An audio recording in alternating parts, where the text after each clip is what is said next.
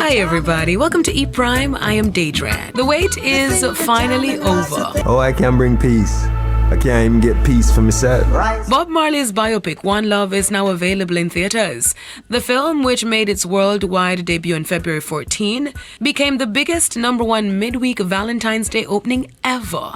It gained 14 million at 3,500 domestic locations on Wednesday. And speaking of Bob's biopic, Jamaicans are in awe with the film and the performance of Kingsley Ben-Adir and Lashana Lynch. E-Prime spoke with a few specially invited attendees who flocked Carib 5 last evening for a special viewing of the film by Red Stripe. Big up to the actor who played Bob Marley. He did an excellent job. I think everybody who came out of here tonight, if you had any doubts, the doubts are actually all shattered right now.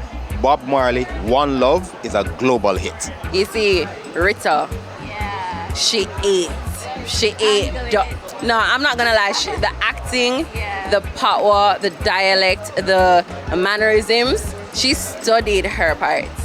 Like, she studied it. I loved it. Good movie. I think for what it's worth, it's a good representation of, I guess, part of the story of Bob Marley, because we don't get the full, we'll get some little snippets from flashbacks, but overall it was a very good production.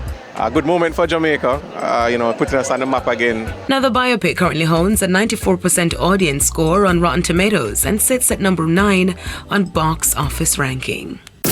Ariana Grande taps the Queen of Christmas, Mariah Carey, for a remix of her Billboard Hot 100 #1 hit, Yes, and Ariana made the announcement via Instagram earlier this week that MC will join her for the remix of the track. She said that she was stunned to have the Queen of her heart and lifelong inspiration, Mariah Carey, on the single, adding that the collaboration Jamaica to get first ever 24-hour entertainment zone with Jam World. Governor General Sir Patrick Allen, during his throne speech at the opening of Parliament on Thursday, made the announcement. Our excellence in entertainment outweighs our size.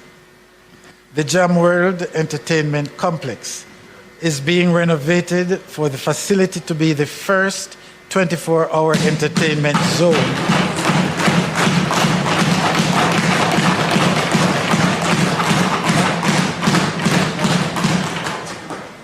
to address the need for designated entertainment areas. In 2022, Entertainment and Culture Minister Olivia Grange disclosed that consideration was being given to establishing entertainment zones in different parts of the island.